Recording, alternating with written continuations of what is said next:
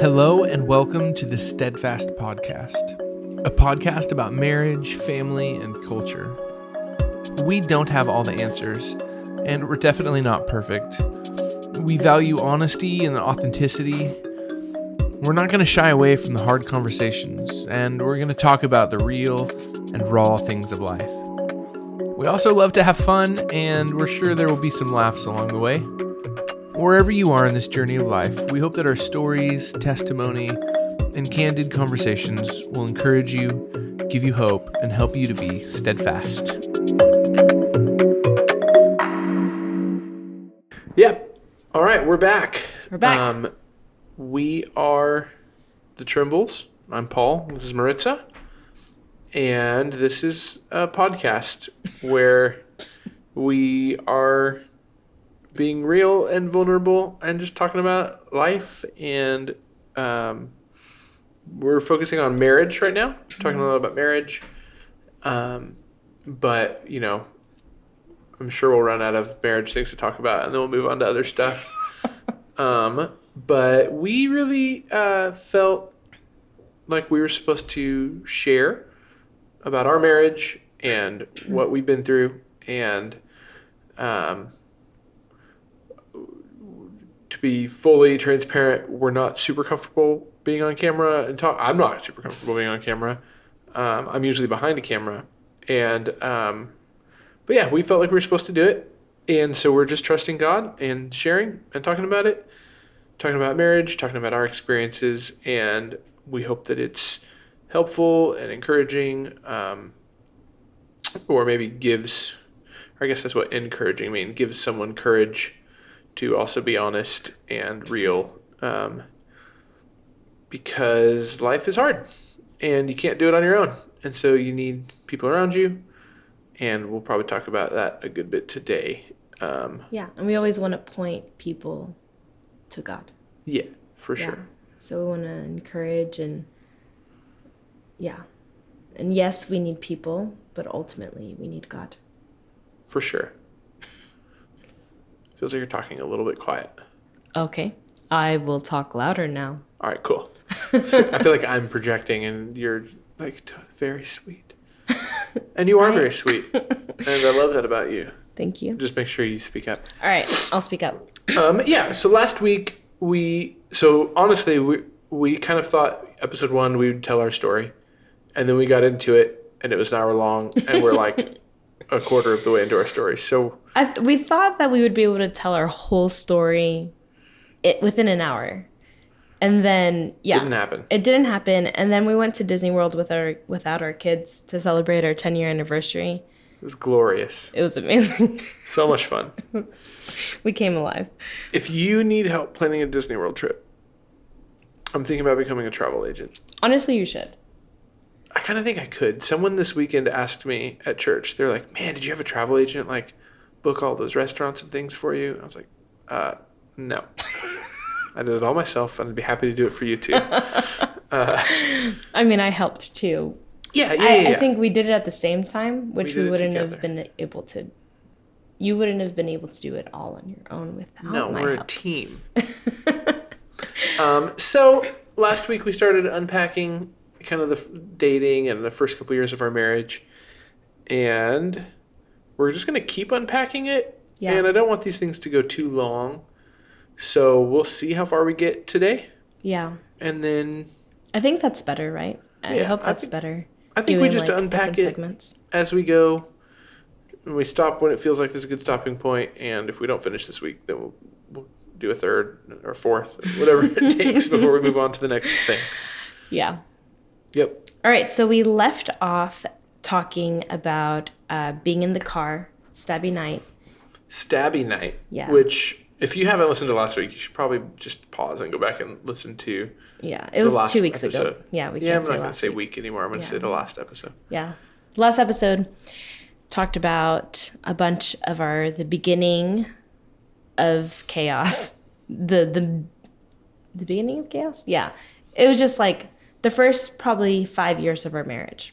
Not great. I worked all the time. I was a workaholic. I thought I was addicted to porn coming into marriage. I thought getting married would then solve that. as we'll learn as I learned over the next couple years, that my addiction didn't really have anything to do with marriage or having sex. It was much deeper than that. And so, in the last episode, we started to unpack kind of my addiction and getting caught and confessing. And it's a great episode. You great. Guys go listen to it, because it will go into this episode. So this episode, we left off last episode about the car stabby night, which is where she almost stabbed me with a knife. It was an intimidation tactic. I was like, I'm not leaving my home. Okay, they can go listen to it. All right. Okay, so we're in the car with Dave and Elena. This was probably the first turn. There's lots of like turning points. It was probably like an octagon. Yeah. To get to the other side. I don't know, but it was probably the first monumental turning point, I would say. Our conversation in the car with them at like midnight. And Elena was like, you guys need counseling. We're like, yeah. Uh-huh. By that point, I finally came around to it. I was like, okay, yeah. What was your thought process? Because I think I mentioned, like, we're going to go to counseling and we're going to make it through this. And you were like, I'm not going to counseling. I don't know if I want to make it through this. I honestly think I was just foolish. Like, I don't think there's a better... Like, whatever I thought was the reason why, like, I think it just boiled down to not valuing wisdom in my life. And I want to say, like, my thought process back then, if you want to actually know, like, what the thoughts were, I'd probably say it was like, why can't we just talk about it? I think is... Because we were terrible at communicating with each other back then. Yes. Yeah. That was your thought process. That was good. Yeah. Got it. So... Did I do something wrong there? No. I was holding my tongue from saying something. That was me. Don't say bad things. Okay. I guess I can. Just say it. Okay. We're being real. My thought was that you were a bad communicator. Oh, okay. But then I was like, no. I was also a bad communicator. We were both pretty bad communicators. Yeah. I was probably worse. And you were second. I would say you were bad at communicating because the lack of it. Like, you weren't fully communicating, where I was overly communicating loudly. I'm a yeller. Yeah. I was going to say loudly, and then you did, so that's funny. Yeah. Yeah. You communicate very well and very loudly. It's very clear what you're thinking. Remember when earlier you said I was talking so soft and sweet? Yeah, that's why I didn't understand what was happening. Anyway, okay, we're all over the board We're way now. sidetracked now. Okay. So, yeah, bottom line was because I was foolish, didn't value wisdom, and it makes sense. Like, I didn't, there was no wisdom in my life. Yeah. I didn't seek the voice of God. So that night in the car, Elena somehow got through to you and was just like, you guys are going to make it. You just need to decide that you're going to make it, and you need to start taking steps toward. She was like, you guys, because it had been maybe a couple months of big fights, since the big caught moment, and we had just been like fighting and like trying to work it out, and then digging up other junk, and she was like, you need someone to walk through this with you. Yeah. I think one thing for sure that was just one of the things she helped me get through in that moment with her, was she said, I was just talking about, like, I feel like I'm in a dark tunnel and I can't see the light, and I don't want to get, like, I don't know how to get out. And she was just, I don't know, just helped me. She just pointed me to God and was like, no, like, God can redeem and God can heal. And just kind of like testing, like, do you believe that? And so I do, and I did, and I still do. And I did. Yeah. Thank you for believing that. Yeah. God can turn anything around. Literally only God. That was the only reason. Classic God. He's the best. So Elena got us connected with some counselors, and our first counseling experience after years of, not, I would probably say months. It was months of you being adamant of like, let's do counseling. And I was like, no. Finally, we got to one, and it was bad. It wasn't a good counseling experience. Far from it, I would say. I would say it was terrible. I think the guy was very well-meaning and doing the best he could. But it just didn't end very well. The session ended on a weird note. And he just said some things that were very odd. And honestly, I'm not sure if it is biblical. Yeah, I don't think so. If it is, that's I don't know. It was crazy. It was out there. There's no way it was biblical. Anyways, so he said some crazy things, and like, so he heard our whole story. Then like 3 minutes before our hour was up, he like says this crazy, insane theory, and then was like, all right, well, was he about to leave on vacation or something? I think so. He's like leaving for like 6 weeks or something. And he dropped this like crazy bomb on us. He's like, all right, time's about to run out. But I think it could be, and then he said something crazy. Which we're not going to repeat it. We're obviously, that's why we're trying to like cover him because he's a nice guy. But like, he basically dropped this crazy bomb. And we like leave and we're just like, what?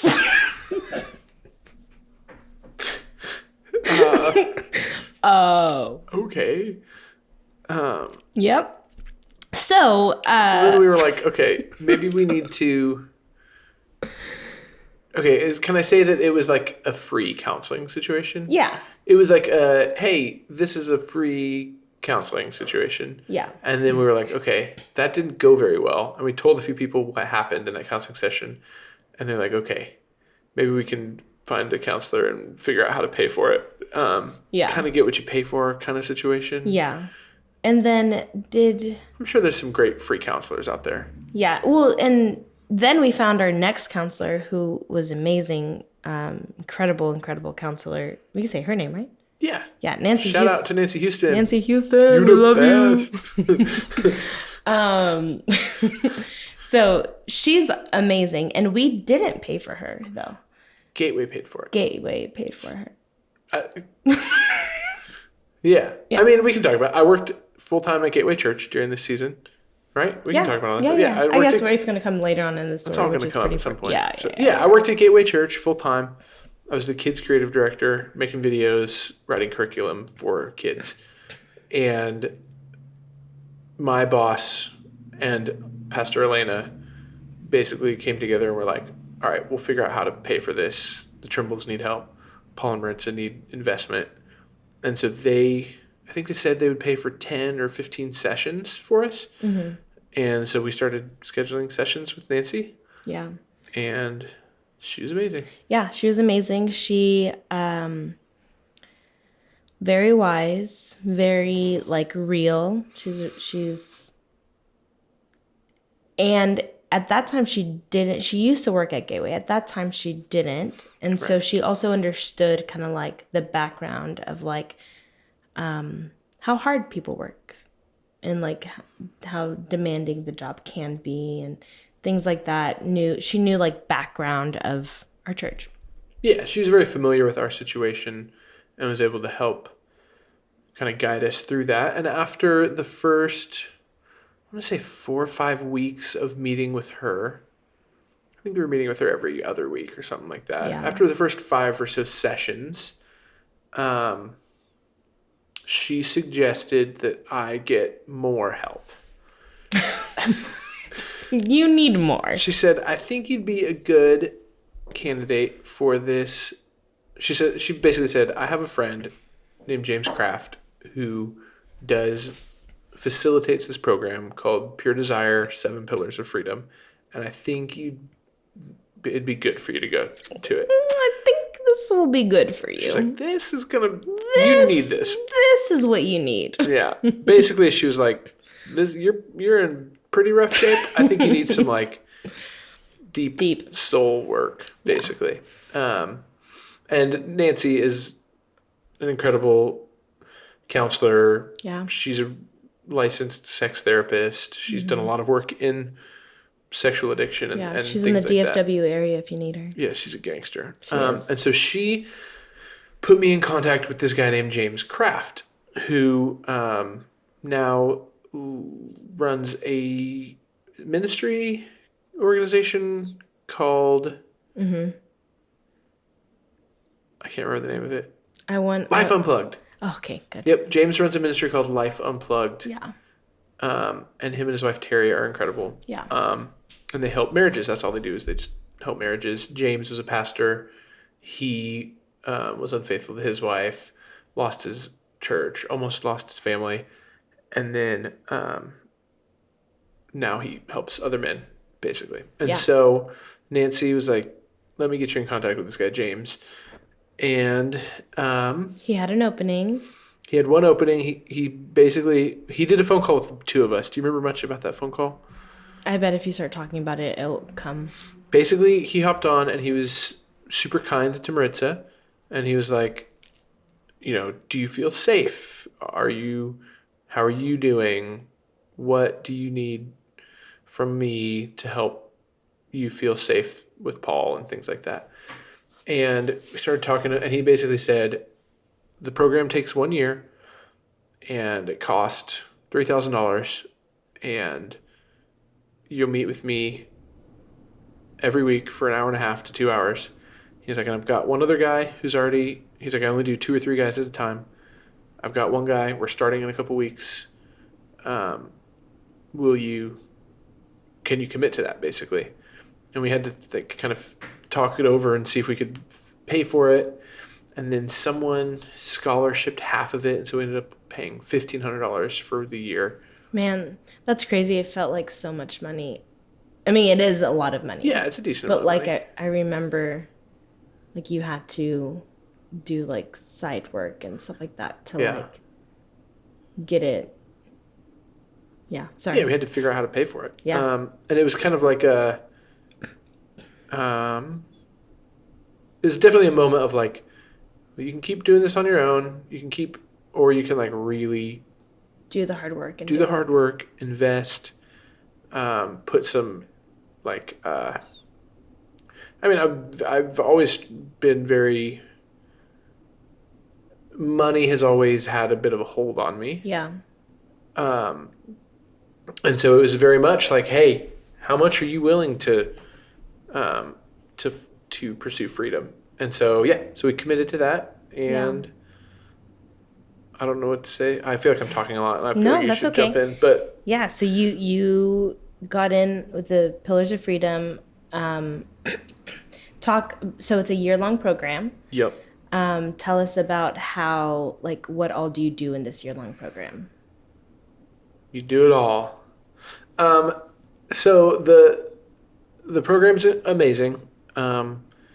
It's a company called Pure Desire, and then the workbook is called 7 Pillars of Freedom. And so every week, me and James and another guy, and I haven't asked him if I could share his info, so I'm not going to talk about that. No, you don't have to. But I'll probably check in with him and ask him if we can talk about it, because he's amazing and a big part of my life. We should interview them. We should interview them. Oh, that's a great idea. That would be incredible. That would be amazing. Okay. But for now, let's not For now, I'm not going to talk too much about him. But basically, every week, Tuesday mornings from 10 a.m.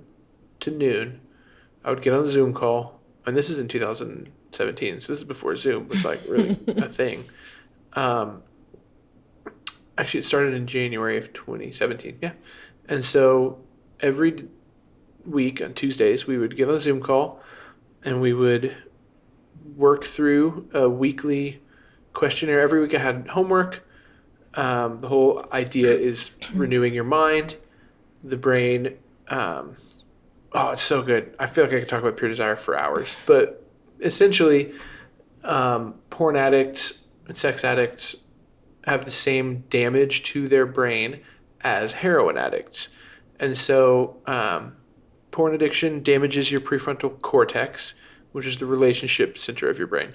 So lots of marriages have issues because the guy is a porn addict, and then that spirals into lots of things. He's not caring. He's doesn't treat his wife well. He doesn't want to have sex. And it's because the relationship center of his brain has been damaged from porn addiction. I feel like one time you told me that in the Pure Desires you found out that, and correct me if I'm wrong, but like the age that you started watching porn is the age that it stops developing? No? I don't know about that. Okay. I'm not sure about that. I know that people say that when you have a big trauma in your life early on in childhood, that it stunts some of your relationship. Okay. All right. Well, I'm wrong. I don't know. I mean, I certainly acted like a 12-year-old for most of our marriage. But so Pure Desire is a series. The program is, we had to do 3 phone calls per week with another member of the group, so not with the leader. So, and it was just me and this other guy who were doing the group together. And so every week we got on the phone 3 times. Mm-hmm. I would say there's probably a handful of weeks where we didn't, but I would say for the most part we did 3 phone calls a week for a year. Yeah. And y'all had to report that to the leader. Yep. And he got on to us if we didn't. That's why it only happened a handful of times. And we had a nightly check-in that we did. The program introduces tools to help you start to understand what you're feeling and what you're thinking and where you are emotionally, because addicts usually aren't super in touch with what they're feeling, and they lie to themselves, and they're not really self-aware. Addicts are not very self-aware.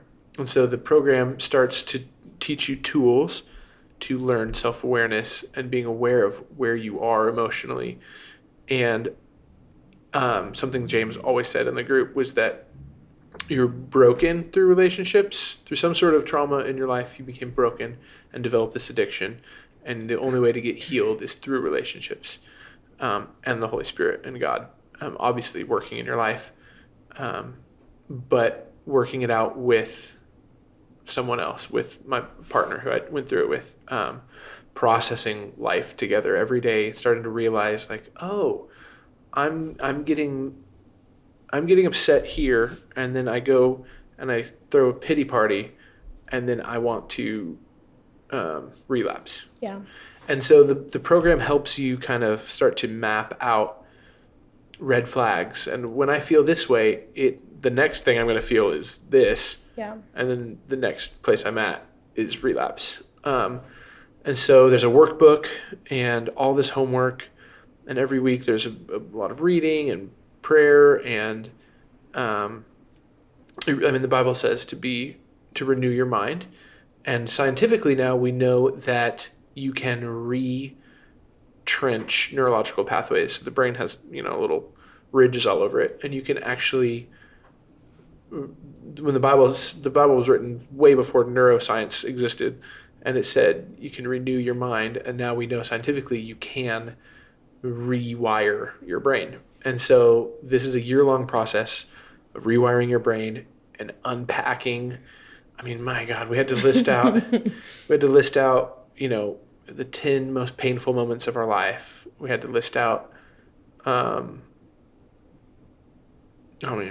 trying to think. We had to list out, the worst things we've ever done. We had to list out the worst thoughts we've had about our spouse. We had to list out the type of porn we search. We had to list out our arousal. It was called the arousal template. We talked about what turned us on. And then we traced that to childhood wounds. And it was basically like, you watch this kind of porn because your mom treated you this way, and your dad ignored you, and so you watch this kind of porn. And you basically start to understand how you got broken and how that's affecting you now. And then it gives you tools to put yourself back together and let the Holy Spirit heal you. The prophetic promises was super valuable. Those were a valuable tool that we talked. I mean, it's so good. well worth $3,000. Worth every penny. Yeah. And it was a year-long process. You did not relapse the whole time you were within the process. Right. There's also the safety plan too. We should Yep. probably just later. We don't have to talk about that I feel right like now. we can get it. There's so much I know. there I know. that I think is so helpful It for is. couples who are dealing with similar situation. Yeah. Um, Maybe we'll do like a bonus episode where it talks about. I think we should do like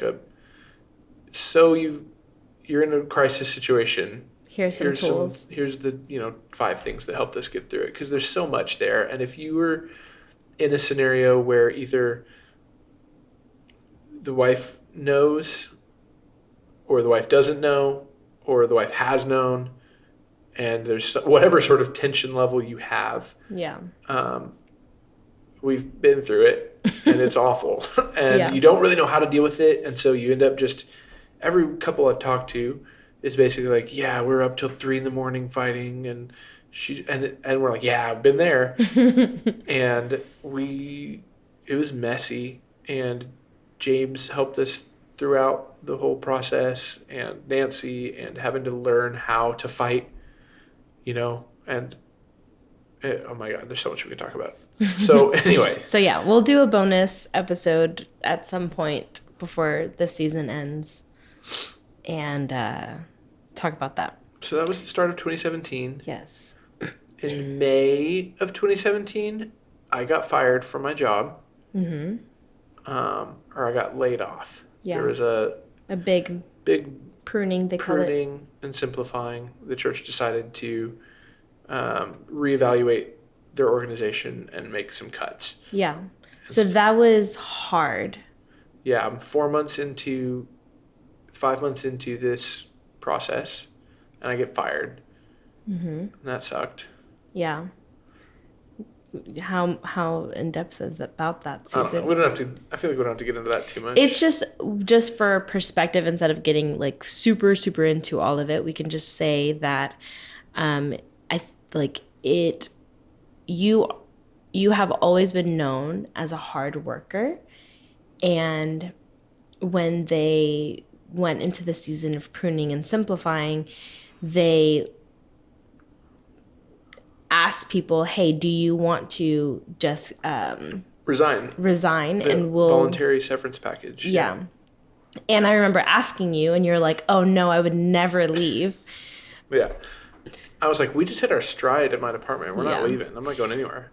Yeah. And I was like, I knew. I don't know if I told you that. Did I ever tell you that I knew? You told me you had a feeling I was going to. I had a feeling, like I knew, and so, but I wasn't going to be like, hey, I think you should quit your job. I think you should take it. So I was like, what are you feeling?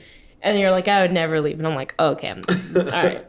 And so it really, like, because you were a part of kids ministry since before, like, a long time. Like, I grew up, and when I was 15, my first job was working in a 2-year-old class on the weekends at Gateway. Yeah, like you were very committed and loved it. You loved the heart. You loved what you got to do there. Yeah. And you were very blindsided, and it was very devastating. I think you were pretty depressed for like the first month for sure. Sounds right. I think I want to say like you were on the couch a lot that like the first few weeks, which is crazy because that's so not like you. Interesting. I don't remember that first month. I feel like... Which sounds like maybe I was... Yeah. I feel like I remember you laying down on the couch. Crazy. For a long time. Wild. What were you doing? Taking care of the kids. Oh, yeah. All right, cool. Crying a bunch. Yeah. Yeah. So anyways, so it was 2017. So we started freelancing. Started doing freelance video production. It went well. The Lord God literally kept providing. We never had to search for a job. He kept just laying things down in front of us, and it was awesome. I mean, sorry. No, go ahead. I was going to say, when I first got let go, I think I made a list of like 5 churches I wanted to go check out. Like, sweet, we're gonna go check out these churches in Dallas, and then I felt like I heard God say, like, is Gateway your home or your job? And is Pastor Robert still your pastor, or is he just your boss? And I felt like we were supposed to just stay. And it was like a challenge from the Lord. Like, are you going to be offended and run away, or are you going to keep attending the church I called you to, even though I called you out of working there? Yeah. And so we decided to stay, and I was and we never visited any of those churches. We never went to another church. Yeah. Which I feel like was awesome of us. Yeah, yes. Good job. and we went to... that was when I started serving at the Dallas campus. Gateway Dallas launched. David and Elena were the worship pastors there, so I went with them to support them and be around them. And I remember pretty early on, one of the first couple of weeks, Pastor Tom Lane, he, had known that I'd been let go, and he came and, like, encouraged me. That was really sweet. Shout out to Pastor Tom Lane. He came and gave me a big hug, and he said, "I'm proud of you." What a legend. Crazy. Yeah. Anyway, so we stayed at Gateway. We decided to serve. We started doing video production. And I made a website for a company. Mm-hmm.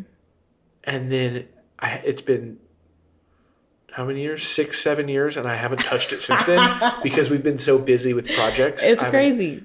Yeah, God provided miraculously. Yeah. And then was it that same year that I got a job at Gateway? I think so. It would have been... I think it was the same year. October, November of that same year. You'd gotten involved in the youth group again, and they offered you a job. Yeah. Because by this time, for me, on my end, I had postpartum depression. I was a stay-at-home mom at that time now for 5 years. I completely lost myself. I was like... Well, God told me to be a stay-at-home mom, so this is the rest of my life now. And I lost myself in it, and it just was not good for me. And so then I started serving again at our church, and we met. I worked at the church at Gateway years ago. That's how we met. And then when we got married, had kids, I stayed home. And so 5 years back, I started serving.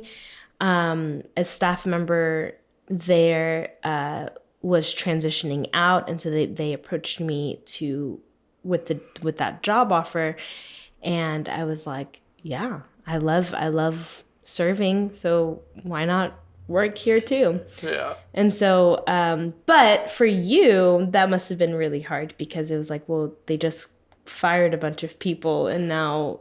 I remember being like, yeah, great idea taking a job there. See how long until they fire you. It took me years to really deal with the forgiveness.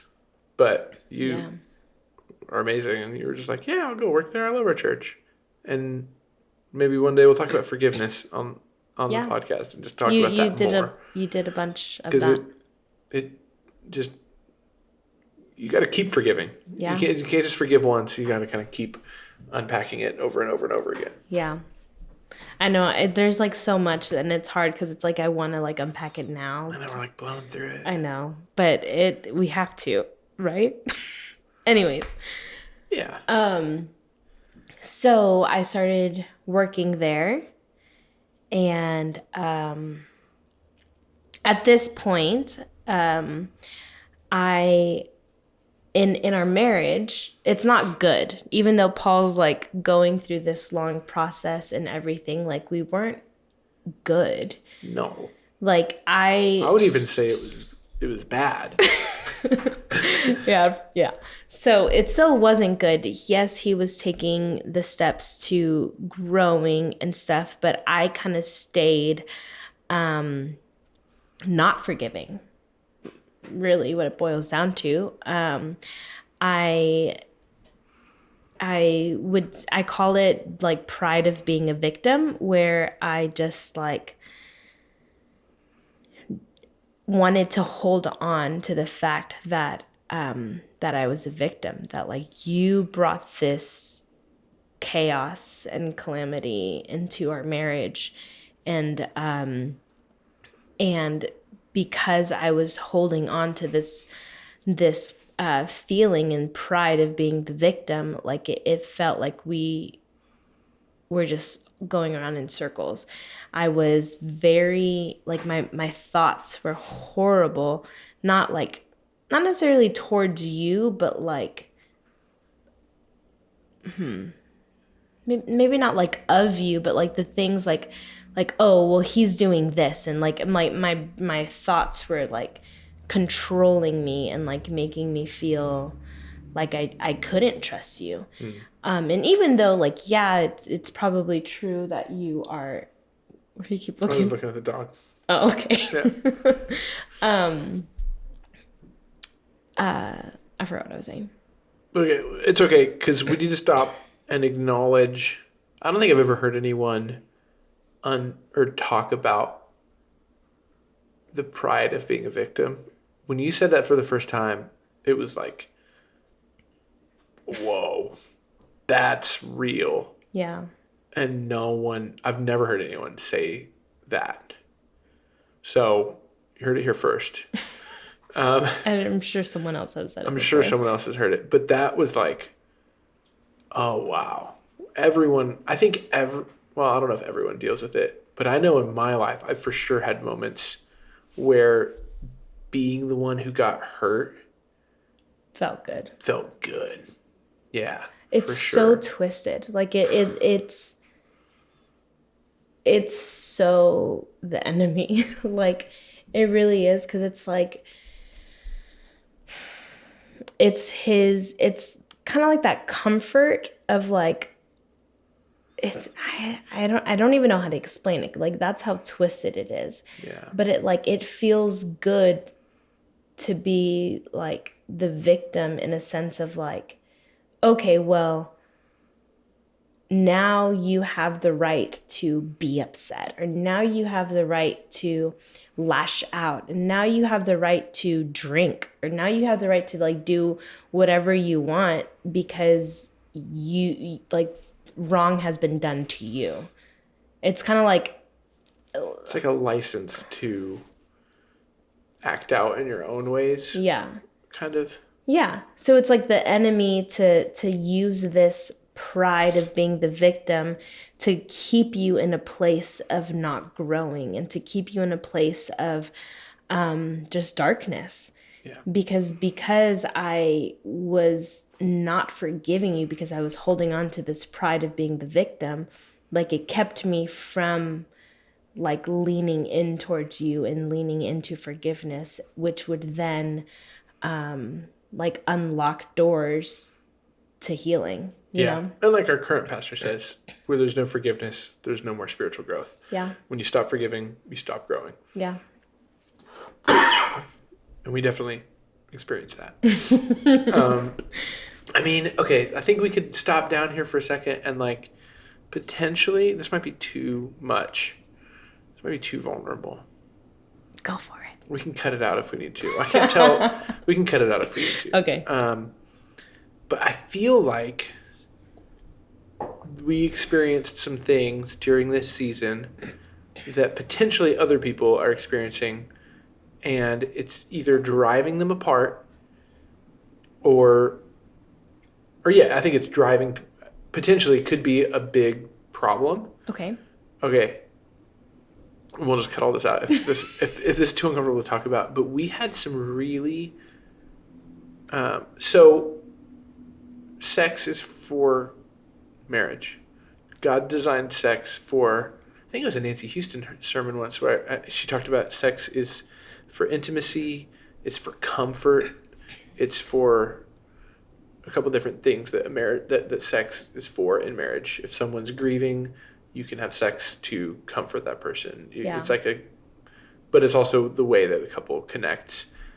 And during this season, we had some really uncomfortable sex things. Yeah.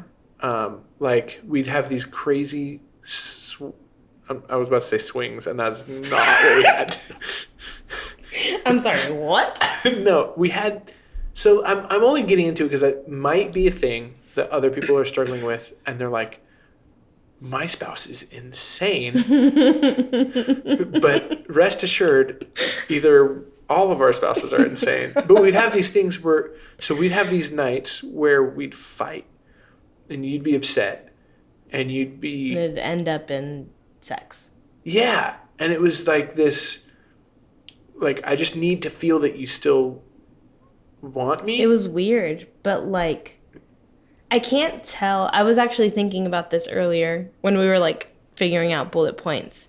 I meant to bring it up, so I'm happy you brought it up because It's a big thing that happened that I don't feel like we've talked about much, yeah. but we are now on camera in front of other people. I think so yeah, I don't know. I don't think we have talked about it. So So we should do it now. And I think this was actually it started before.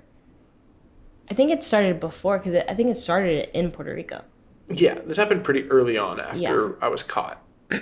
Where like I would be insane and like ask a bunch of questions because I just needed truth. Tell me the name of this porn video you watched. I think you even went and researched some of them potentially. Is that a thing? I did once and I hated it because I don't watch porn like No one should. like well I think it's nowadays like I think it's common for girls, but like it just wasn't for me, and so it was not something that I struggled with, and so so I think I did one time, but that wasn't. I think I did one. It was pretty early on. Yeah. And then And I was like, oh, I don't like this. No. Anyways, so, but yeah, so in Puerto Rico, I think it was the first time. I don't even know what types of questions I would ask. I think I was just so desperate to just want. you kept asking me to confess more things. Yeah. You were like, I think I knew there was more, Yeah. and there ultimately like there was more yeah. that, and you would give. I think you would like find things, and I'm like, you need to pray and ask God like to reveal things like right now if you can't remember, because I like, and there was, yeah. and I don't know if in those moments you like knew, or if I don't know, but anyways. So we'd had these intense conversations really late at night, and then they would like end with just like wild sex, and I don't know why or how or like, but I was confused. I was confused because I was like, I hate you. Yeah. But I need you to have sex with me. Did I say that? No, but it felt like that. It was crazy. It felt very strange, but also it was keeping us together. I don't know. I don't know if it was good or bad. Okay. And I don't know if we can say even now if it was good or bad. Totally. It's just something that happened. It's just something that happened, and it for us, I wouldn't say it hurt us, but I also wouldn't say that it was good for us. No, it was like you were in a really broken place. Yeah. You were betrayed, and you're dealing with a major loss in your self-worth, and you're questioning. At that point, you were like swirling and like, why don't you like me? And you hadn't quite worked through that. We hadn't worked through that. And Yeah. and I was just desperate to try to save our marriage at this point. And so I think it was just out of this broken, crazy, like both of us trying to grasp at holding the marriage together. Yeah. And so I only brought it up because I feel like there's probably other people who have similar things, and I just want everyone to know that I don't know if it's we went through normal, that but too. it happened. Yeah. And it So if you're the one person, one couple out there, you're not alone. yeah, I don't know. It's like a weird thing, and I feel like there's just liberty in knowing that you're not a total weirdo, crazy person. You know, Yeah. like Because I definitely felt that way. No, I didn't feel weird or crazy. It just more felt like what am I doing? yeah, Like, I really did not like you in those I know. moments, but I think you were trying to I think I was just confused. connect. You're trying to like prove that there was still a connection there. Yeah. potentially.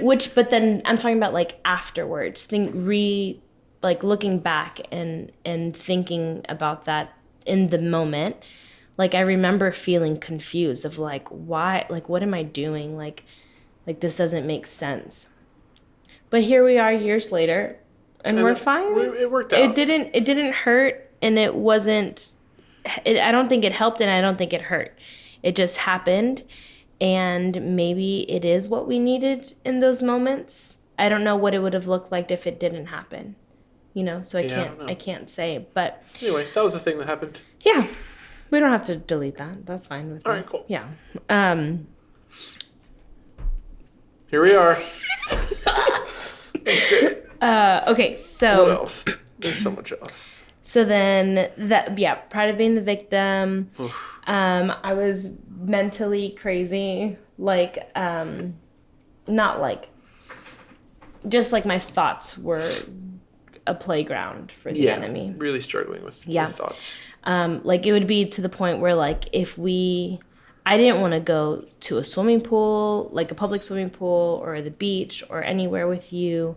Anywhere we would go in public, like to the mall, to anywhere, like I would like be wondering, oh, is he checking that girl out? Or like, oh, that girl is wearing a crop top, you know, like things like that. Like, it was just literally tormenting. My thoughts were being tormented. And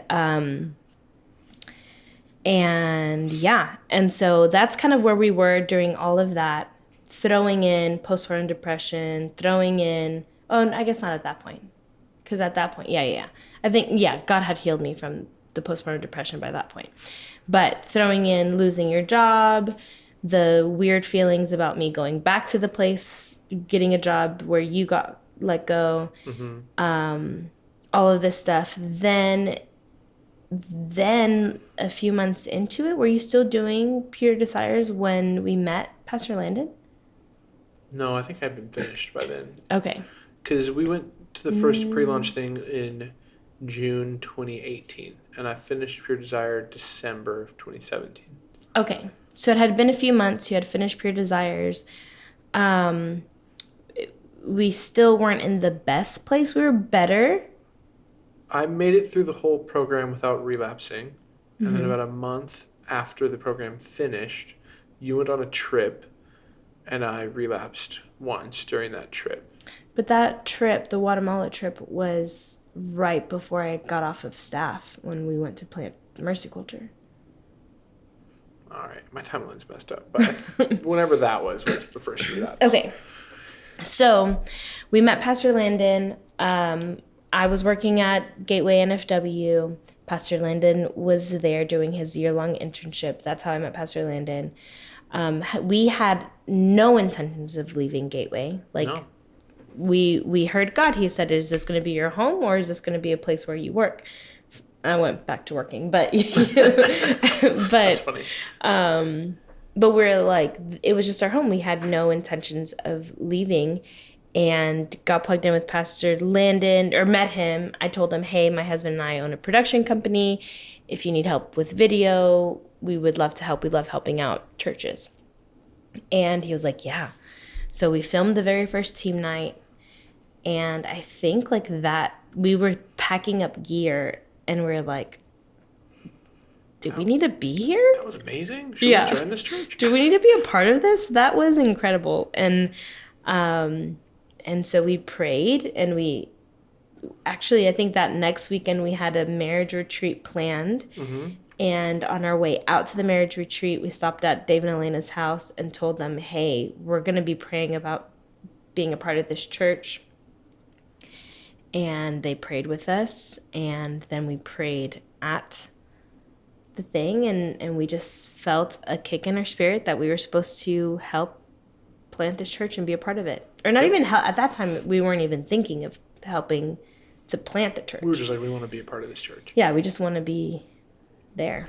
Yeah. And so had a meeting with Pastor Landon. It was great. I got onto staff. You started helping, you started volunteering, you asked, because we're just very all-in people, and so you had asked Pastor Landon what you could do to help, and he'd asked you to help him with a few personal assistant kind of things. And then that just kind of snowballed into you being like the admin. Kind of the admin for the church, planning the team nights, scheduling child care. You were really kind of just administrating Yeah. the whole thing. I feel like we should just honor Gateway in the whole transition thing. Yeah, let's talk Gateway's about the it. best. So you want to talk about it? Or You want me to talk go about for it. You're going for it. So you were at the North Fort Worth campus, Mm-hmm. and you had basically expressed to the Pastor Mondo at the time, Mm-hmm. like, hey, we feel like we're called to mercy culture. And he was basically like, well, they don't launch for another couple months or so. So you just keep working here. We love you guys. We're happy to keep, like, we want you around. No, they wanted me to stay on staff. That's right. They're like, stay on staff and go to that church. And I was like, I can't do that. I was like, that feels like two-hand situation. So then after, I feel like that happened for maybe a month or two of that being the intention, right? And Yeah, then you're like, I can't do it. And so Yeah. you went back to Pastor Mondo to quit. And you're like, you've told us we're blessed to No, go to I Mercy didn't. Culture. I didn't go to Pastor Mondo. It was the NFW campus at Gateway is like, I love, that's my favorite campus. I love that campus. And because of the health there, they would do a lot of these like guinea pig test type anything thing. they were thinking about rolling out for all campuses, they would test at North Fort Worth first. So they did this thing for the staff of like margin and figuring out, like, they were like, we talk about margin all the time, but like we need an actual like activity to like show people how to create margin and have margin and look at what's on their plate. And at this time I was leading Forgot about this. I was leading a mission trip. I was the leader of a mission trip, a co-leader of a mission trip. I was working full-time at the church, part-time with media department, a mom of two, and pretty much at this point, I was like organizing all of the team nights for Mercy Culture and helping out with like launch guides and like a bunch of stuff. And so I was going crazy, and I'm kind of like I'm just going to go until I fall and die. And so I did. I fell and died. And we were doing this like paper worksheet of like a bunch of math and figuring out like how much margin do you have and what's like a healthy amount of margin or healthy amount of like work. There's like a certain percentage of like, this is how much percentage a healthy person has that's working, and a healthy percentage of like things that like fuel you and like are like good for you. Right. And so I do this whole thing and I see it all laid out, and I'm like the complete opposite. It's like, if it's like 60% work, I was like at 98. And so I see it all put in front of me from this worksheet, and I just like start bawling. And I cry at like Cheerios commercials, but like not for my own feelings. And so like I start bawling and I run to the bathroom. So not me. I'm dramatic, but not that type of dramatic. So I go to the bathroom, I'm bawling. And then my boss's boss comes into the bathroom, and she's like a mama bear. And she's like, what's wrong? Like, what's wrong? Are you okay?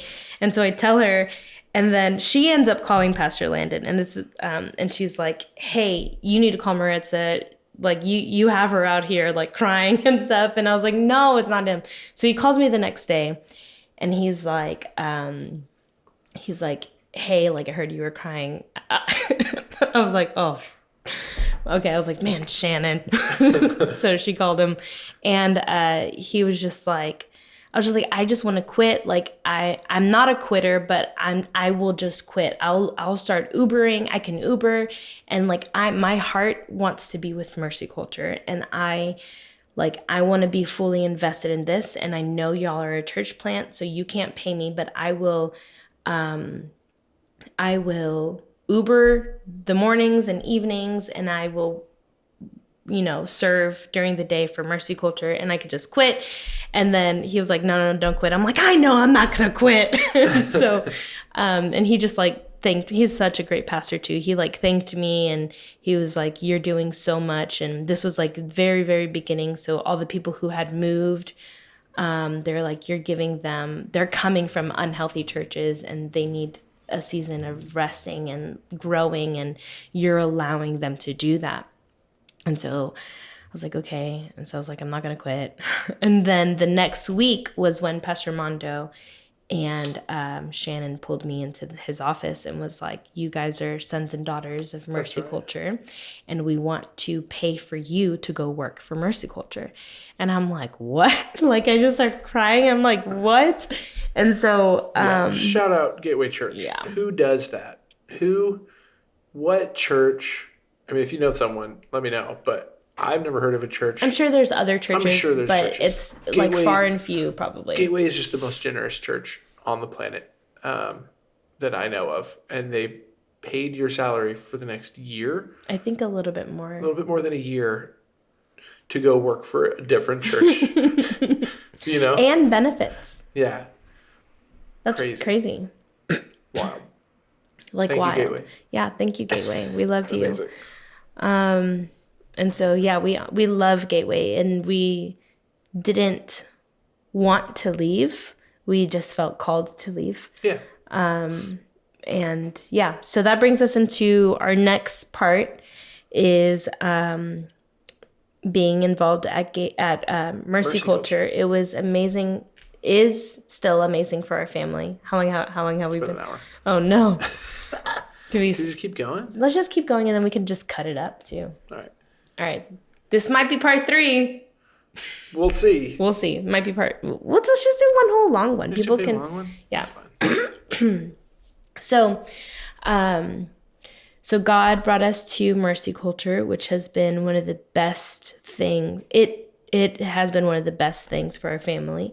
We have grown so much, and it's crazy because a lot of it is just simple things that Mercy Culture and the leadership there, Pastor Lynn and Pastor Heather, helped break down for us. And so for the first, you ended up coming on staff. We were April there. Of 2020. Yeah, April of 2020. But you were practically staff the whole time. That's true. Like you came to a lot of staff meetings very early on, but you weren't officially like paid. I wasn't paid staff. Yeah, no, I started coming to staff meetings right before the church launched, I think. Yeah.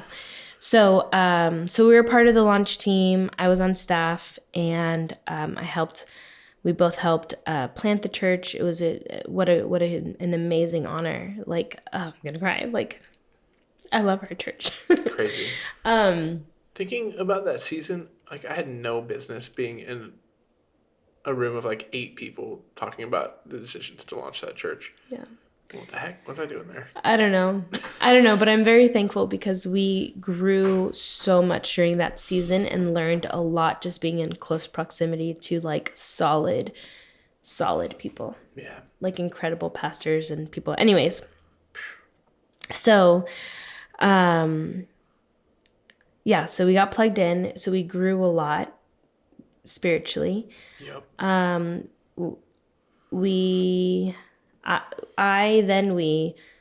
Through just being in an amazing environment that just taught us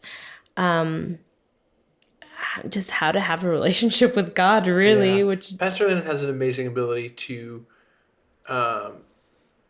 simplify what loving God and following God actually looks like, and he breaks it down very practically. Yeah, and it turns out like most of the world overcomplicates it. Yeah.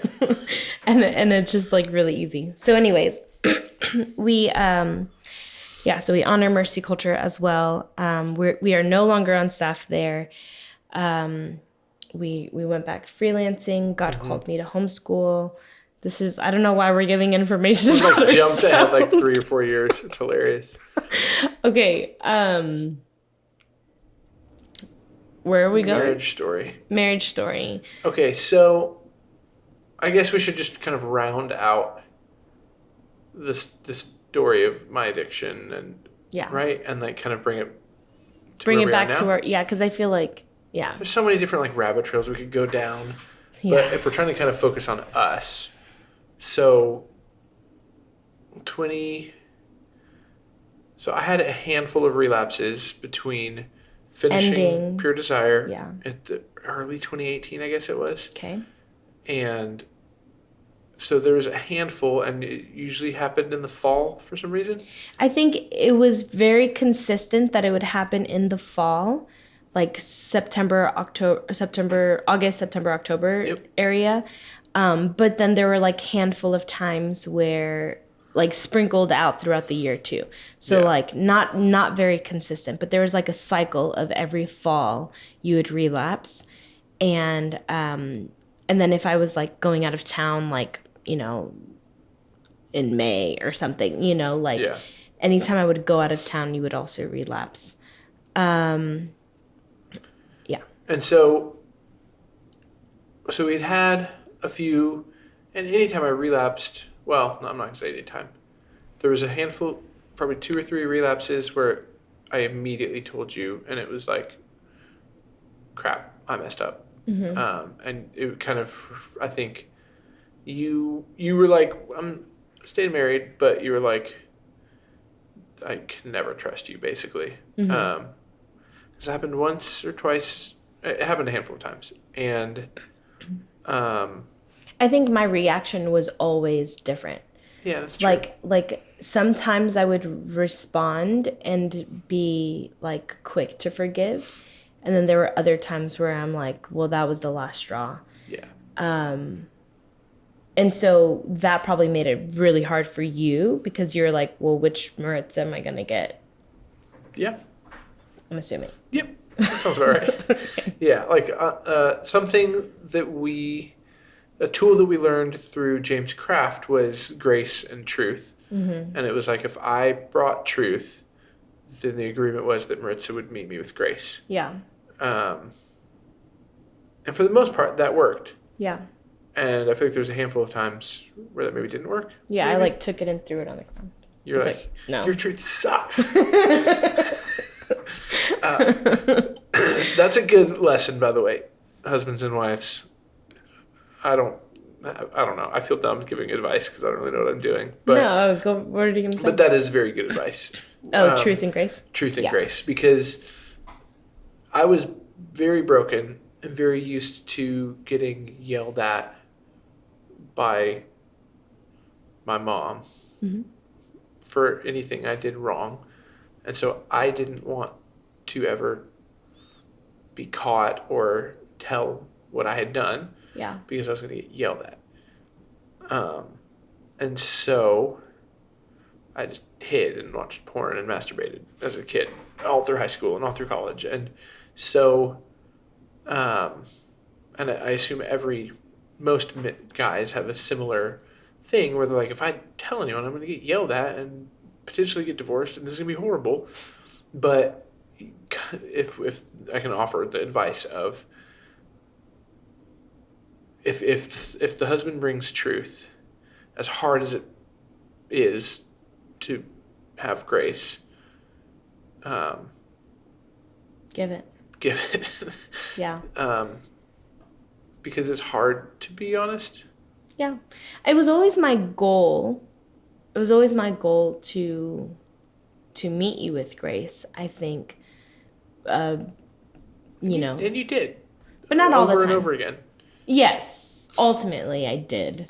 But maybe after a few, yelling. Yeah. Get a few Birds. swipes in. Few, So, like, yeah. yeah. So that's a good piece of advice along the way. Yeah. Grace and truth.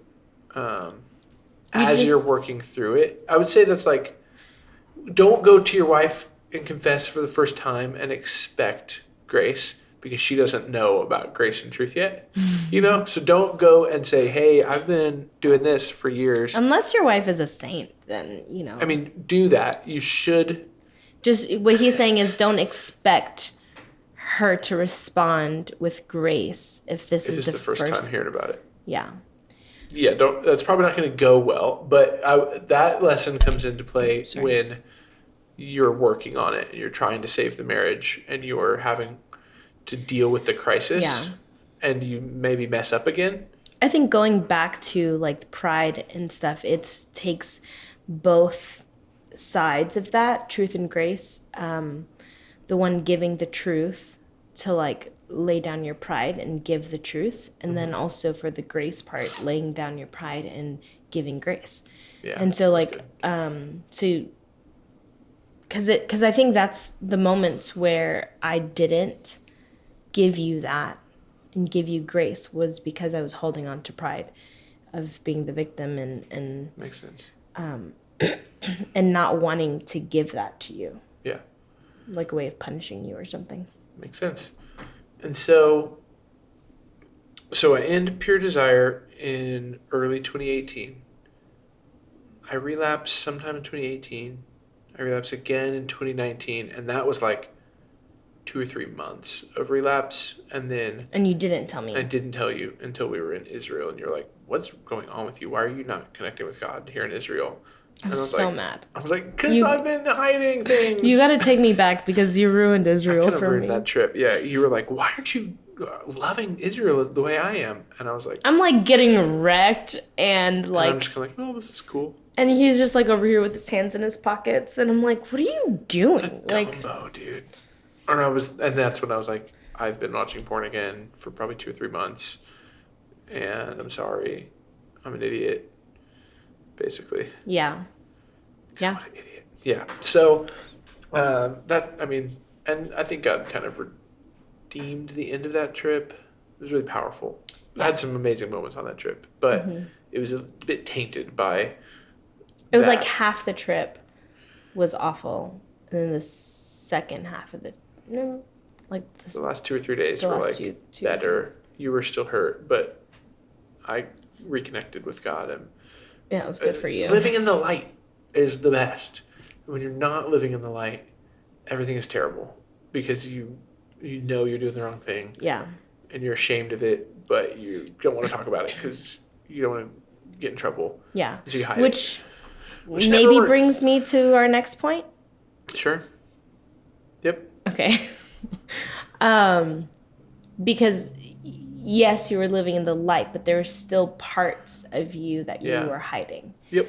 And so maybe before we fully go into that part, maybe you could talk about like how you felt throughout the whole process of holding back some stuff.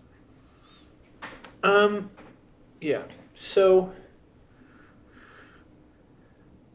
I don't know how to get into this. So when Pure Desire was wrapping up, there was like a final chapter of the curriculum called Disclosure. And basically the other guy in the group who I was doing this with, my partner, had done his disclosure with his wife at the start, where he makes a list of everything bad that he's done and reads it to her. And then she decides if she's going to stay with him or not. And she decided yes, and then they did Pure Desire. And then, because I guess some guys do Pure Desire and they haven't done all of the disclosure. And so... I'm sorry, it was just funny that you said, I guess, some people, I guess, but I don't that's know. you. That was me. And so we got to the end, and I think, camera's still recording. That would be so bad if it wasn't. How can you tell? I think I see a little red glowing light up at the top left. Okay. Yeah. Yeah. I need to come up with a better system. And so we got to the end of Pure Desire, and James was like, "Oh yeah, Paul, you still have to do disclosure. It's December. Let's come back to that in January." And then January came,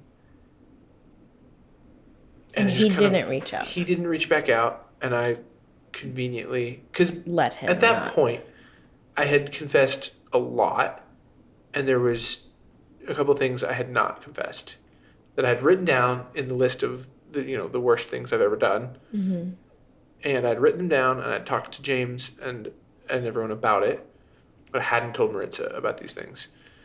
And when he didn't reach back out in January, I decided the lie that I believed and told myself was, well, I've come clean to the guys about it, and so I'm good.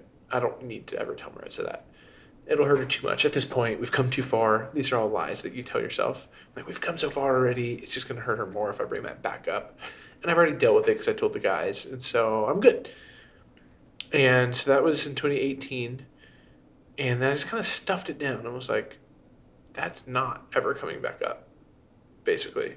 We're good. Did it not? Like, Like, did it never... I thought about it probably every couple months. Okay. I'm like, man, there's just 2 things she doesn't know about. And you didn't feel like, oh, that's like the Holy Spirit wanting me to like, you know, you didn't feel, or were you just kind of like no? Yeah, I just was like, I'm good. The guys know our marriage is, if it's not gonna keep getting better if I bring it back. So that was up, 2018. basically. Yeah. So that was January 2018. Yep. You had already done the whole thing for a year. For a year, so 2017. Yep. Then 2021. It's the worst year of my life so far. Okay. So far. The best is yet to come.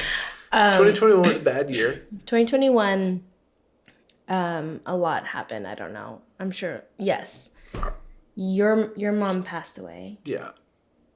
After, we'll do a whole episode. We'll do a whole thing about my mom at some point. Yeah. But my mom passed away in May of 2021. My dad passed away October 2021. 2021. And then... And I relapsed in October of 2021. Yeah. But again... Again, there was a relapse late in 2018, a relapse late in mid 2019. I just meant like again the fall. Right. So, again, we're in October. Yeah. She goes out of town. I feel like I look like a real douche in this scenario. Maritza gets a call. Not much relationship with her dad, but gets a call. Hey, your dad's he's in hospice, not looking good. If you want to see him, you should come right now. And so we put her on a flight. She flew to Florida to see him. And I relapsed that night. Mm-hmm. And you call me. And I called her immediately after. So I'm like on my dad's deathbed. And I'm like, hey, I watched porn and masturbated tonight. I can't believe it. I don't look great in this scenario. I'm like so emotionally drained from crying at my dad's deathbed. And then you come and tell me this. And I'm like... I'm glad we can laugh about it now. I'm like... It's not funny or fun at the time. I'm just laughing because like that was just so hard. It was such a hard year because... I don't want to steal what you're about to say. No. You relapsed too around your mom passing or like before she passed. I had like searched something in the hospital on my phone and but I didn't masturbate. Okay. I had like started looking up photos. Okay. I was like, it was just like, I can just look at a couple pictures of girls and then put it away. It was like such a coping mechanism for pain. If I feel pain or insecure or pity, I'll just try to. So anyways, so I go on that trip. You call me. You tell me that, and I'm just done. I'm like, I cannot keep going through this. Like this is this. I'm just like exhausted. I'm like, this is hard. This is exhausting. It's like every few months now. Like it's just I'm done. Like I was like, I'm done. I can't do this anymore. This is not what I want my life to be like. This is hard, blah blah. I come home, and is that when I find your book? Yeah. So you come home and I have like 3 or 4 days of intense work. Yes. On a project. And I'm out across town doing that project. Home late. And I think like I didn't look through your book to like catch something. Like I think I was like I forgot what I was doing. Like I think I was looking through it to like find information. Was I looking for information for the women's side of it? Like I was looking for something, but it wasn't like I'm gonna like catch him or something or yeah. So I get a call I'm coming home from that job and you call me and you're like, I looked through your Pure Desire workbook. Why did you never tell me this and that, these things? And I'm like, oh, So she was looking, and I think you were trying to find the information about the women's version of Pure Desire to help, but Beyond Betrayal is what it's called. You were like, I need to know what I need to do. You were just struggling. I think it started like that. I think eventually, like, I was just like reading, and then I think it started like that, and then it just sucked me in of like, oh, like this or whatever. Yeah. But I don't know how I would have. I don't know. But either way, it was late at night, and you opened up my workbook and started reading through my homework. Of I don't know how much you read, but I don't remember. I don't think somehow you skipped to the page of the 10 worst things you've ever done. I don't even know. Like, I literally don't even know. I couldn't even tell you right now, like, where in the book that is. Like, it's crazy. And maybe it was God. I don't know. I mean, and we could just do a whole series of podcasts on the mercy of God. Yeah. And getting caught in 2016 was the mercy of God. You reading my book and finding out the things that I was hiding from you was the mercy of God. Yeah. It's God. We'd sing about the relentless love of God. And there's no wall you won't kick down, a lie you won't tear down.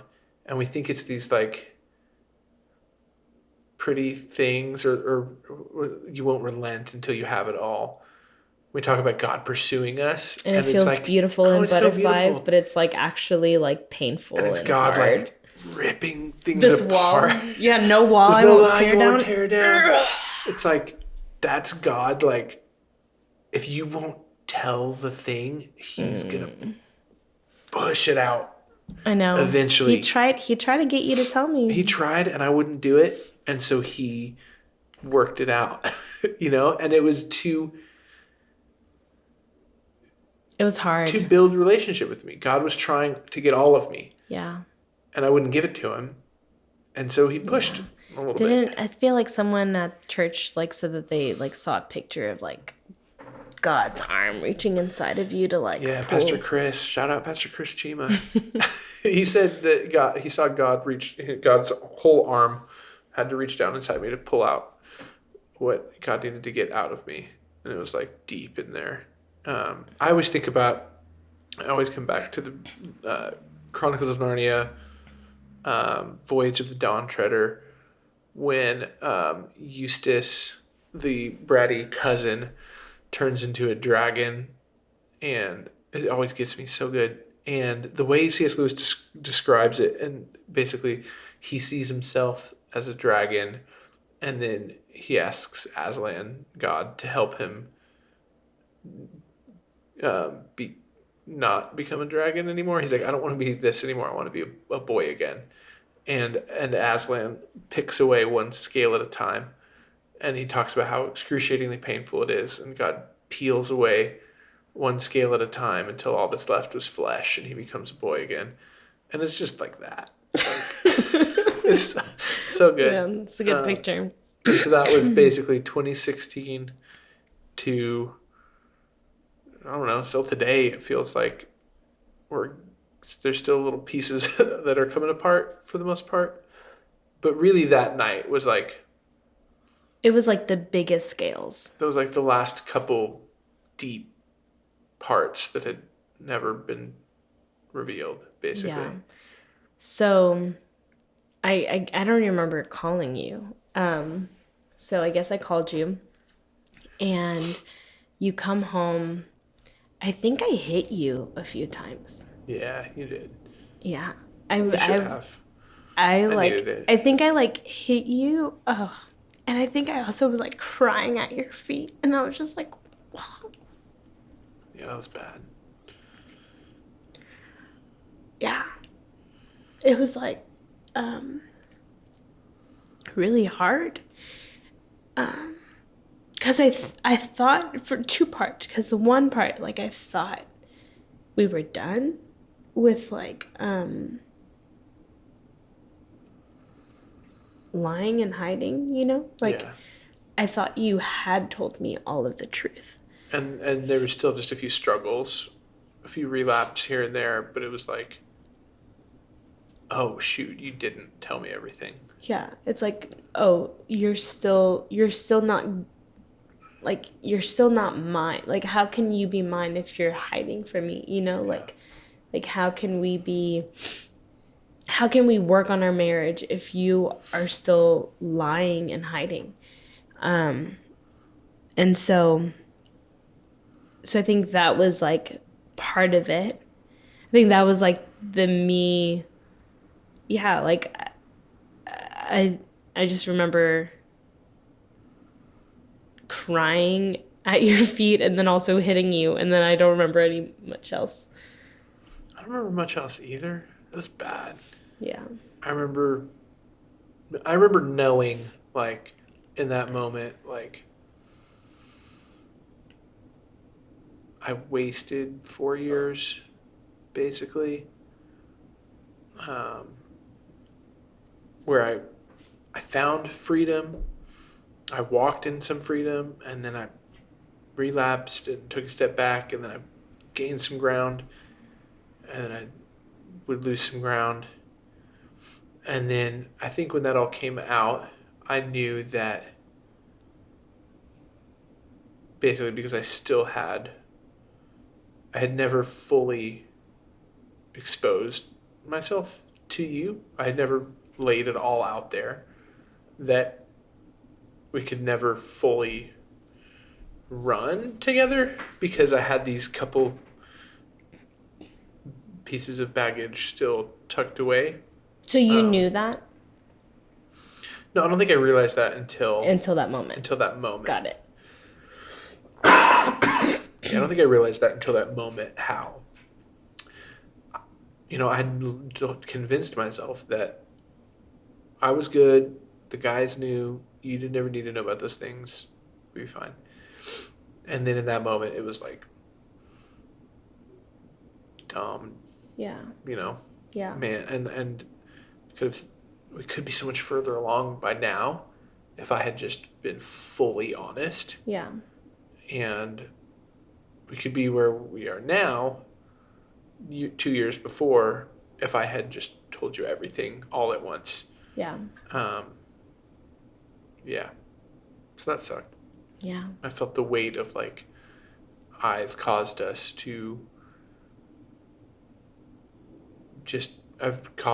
3-4 year delay in our marriage and spiritual growth because I was scared to be honest. Yeah. About these last two things. And self-preservation. I just kept these last couple things hidden. Yeah. So, I'm sorry. I love you. Thanks. I love you. Oh. Yep. I think just for the sake of being vulnerable and honest, we should talk about... Everyone's going to be wondering. They're going to listen to it and they're going to be like, what was it? So I think the thing that I had written down in there that I hadn't told you was that I had gone to a handful of strip clubs when we were engaged. And I think at some point you had asked me, have you ever been to a strip club? And I straight up lied to you. Yeah. And we unpacked all of this when this happened. I can't remember if it was 4 or 5 times, but it was a handful of times that I had gone to strip clubs. Mm-hmm. And I'd never told you that. And so when you read, the top 10 worst things you've ever done, somewhere up there had to be one of the top worst things I've ever done. It was like strip clubs, plural. And I was like, plural! Yeah. So now she knew about that. And anyone who's been to one can tell you that it's not how it is painted in movies and TV shows and rap music videos. It's pretty gross. And I carried a lot of shame for that for years. And yeah. What's up? Oh, I was just listening. Oh, okay. And then another thing that came out that I had never been honest with you about, I don't know if I'm talking to you or talking to them, but something I had never been honest about was my inappropriate behavior with someone who's really close to us. And I had kissed on them and flirted with them and been handsy with them and very inappropriate with them on multiple occasions. Just totally inappropriate, crossed the line, and had lied to you about it. And then it came out at this time as well that stuff was real, that did happen. And I had a hard time owning up to it even during that season. Mm-hmm. I think you, like, during those moments with her, like, you were highly intoxicated. Very intoxicated. And so I think a couple of the times, like the most drunk I've ever been, were moments where I acted very inappropriate with her. So I think that had to do with a lot of your not fully taking on responsibility, maybe. For sure. Because you were like, well, it's very vague, but I'm pretty sure this is what happened. Yeah. But you're like, but I don't know. I can't quite remember. And so it was just kind of like a cop out of like a, you know. Yeah, I didn't own it. I didn't take responsibility for it. And so now with my inappropriate behavior towards someone close to us and the strip clubs thing, now it was like, and then during that same time, we also reconnected with James and Terry Kraft. Oh, yeah. And you did a handful of counseling sessions with Terry. James's wife, Terry, who's a counselor and deals with a lot of women who've been betrayed. And we did a handful of online sessions with them. And we were talking about redoing disclosure. Mm-hmm. And I wrote up a big list of basically the disclosure is supposed to be every thing you've ever done sexually, basically. Since like before you even met yourself. Before we even met you. It was like all the things I did in high school, all the things I did in college, all the things I did at CFNI. Things that she knew I had, during pre-marriage counseling we talked about, I made out with this girl, I did this with this girl, but there was little details I had left out about how far I actually went with that girl and how I actually did more with more girls than I had told her. And so I started making this list, and what were the things I did when we were engaged? I went to this strip club, I did this, I paid a girl this much money, I got a lap dance and gave her this much money, I went to an ATM and premeditated going to a strip club while you were out of town. And I had to list all these incidents, and I was unpacking it and going through it. And at the same time, I was working on a list of trauma and things that I was going to do EMDR counseling for. And so I was supposed to be making a roadmap of pain, and also at the same time I was working on my disclosure list. And during this time, it was on Google Docs, and I think you were trying to read where I was at on my roadmap of pain, and you accidentally read my whole disclosure list. Was it on the same paper? What, like on the same page? Yeah, I combined the two of them. I'm not very good at multitasking, so I just kind of did both of them at the same time. Like, they're one and the same. And so you kind of unintentionally read it all. And then we had, I think, another conversation where you were like, anything else?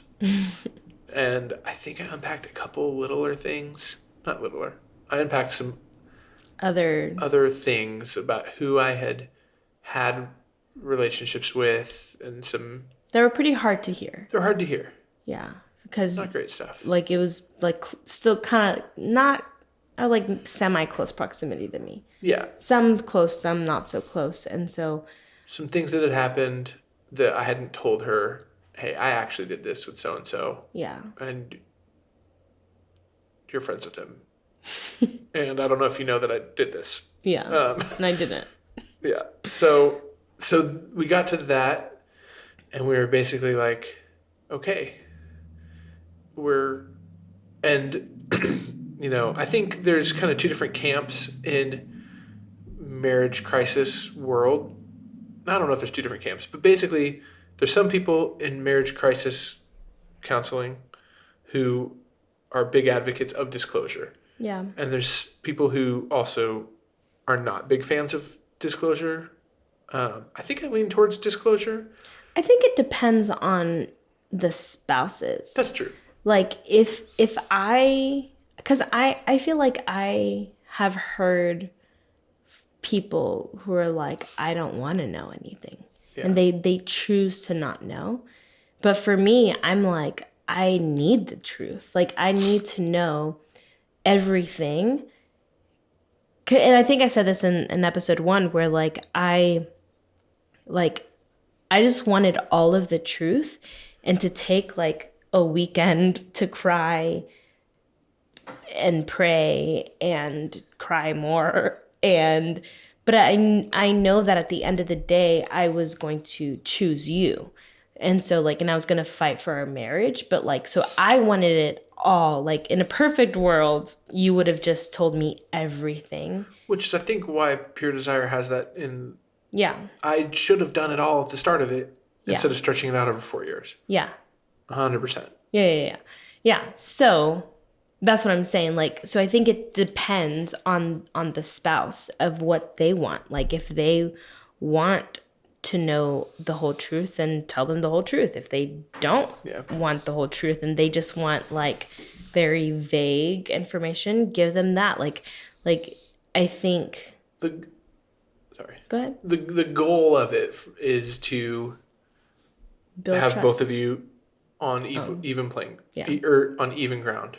We're on the same.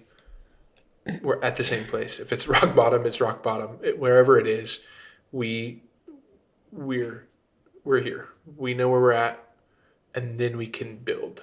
From here, we can start to build trust. Yeah. But if there's an imbalance of this, but you don't know this, and it's hard. Yeah. And we did it for 3-4 years of not being on the same footing. Yeah.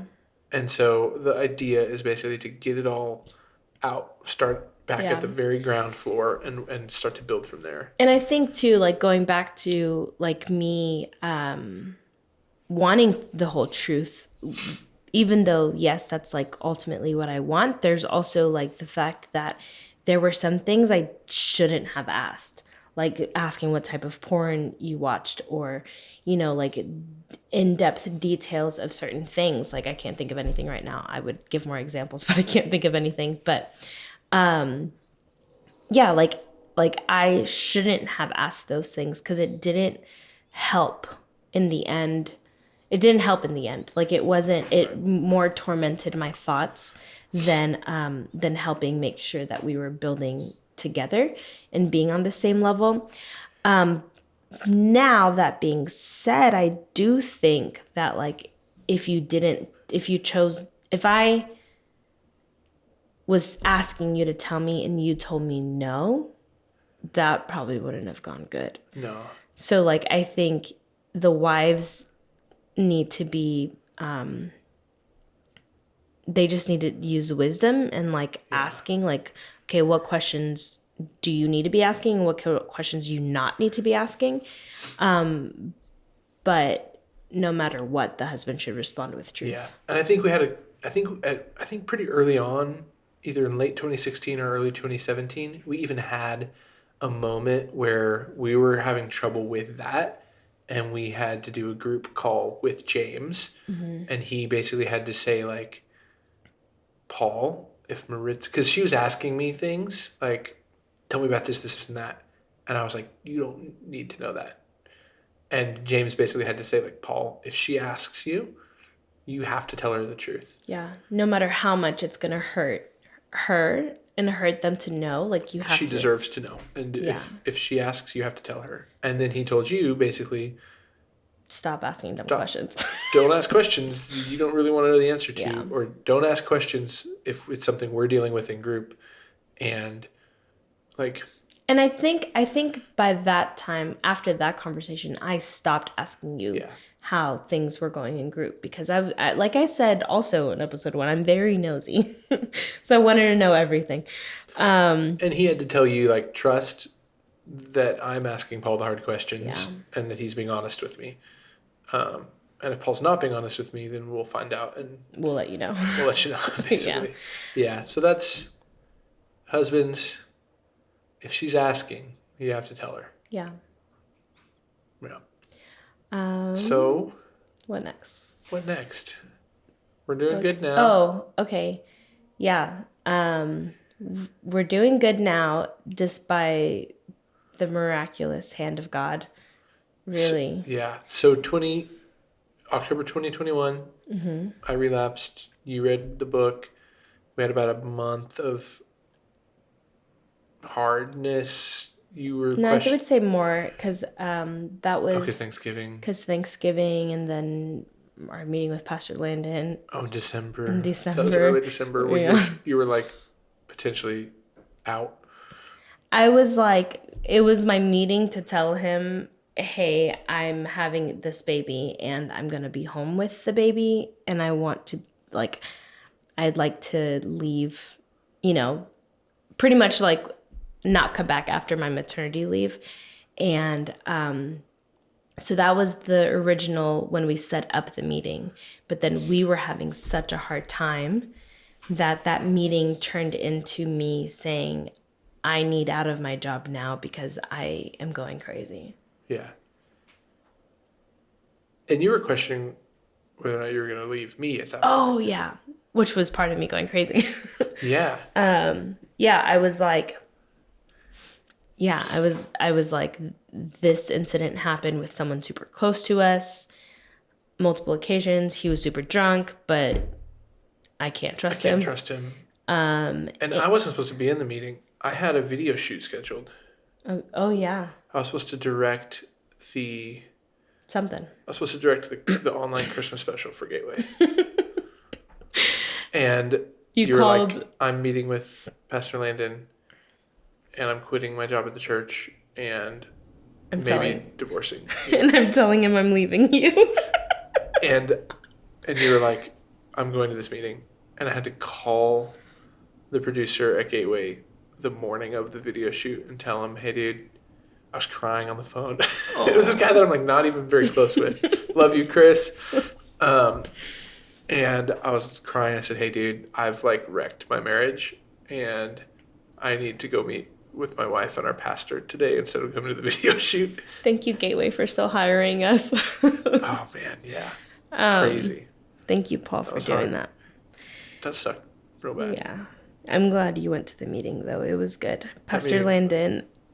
And he called him Pastor Heather, too. I don't know what she had going on that day. No, she walked by. Oh, yeah. She walked by and just saw us sobbing. She saw us crying on the couch. She was on her way to a meeting, and she was like, what's happening? So she stayed, and yeah, I love them. They woke us up, spoke truth, and yeah. I mean, one of the best moments I had was when Pastor Landon looked at me, and he was basically, you were crying, and he was like, Paul, look at your wife crying on a couch, and you need to like sear this moment into your brain, and you need to never forget this, and you need to use this as fuel to be healthy and never be in this place again. Yeah. He's like, you need to never. He's like, don't forget how this feels, because as soon as you forget how this feels, you can give into the temptation to act out again, relapse again. But if you hold on to this just awful feeling of, I might lose my wife, I might lose my children, he's like, hold on to this feeling. And that was some of the best advice probably ever. Yeah, and I was there just crying and sobbing and just kind of like... You're just done. I was... out of energy. I was exhausted. And very pregnant. And very pregnant and very hormonal and just done with And betrayed everything. again, and it was bad. Yeah. And so from there till... So they let me leave staff that day? I think so. I don't think everyone went back. I'm pretty sure. It was like literally right before the holidays. And And I was gearing up to leave. I had told them in September I was going to resign. yeah. So Pastor Landon asked you to stay back on staff to just be around. Yeah.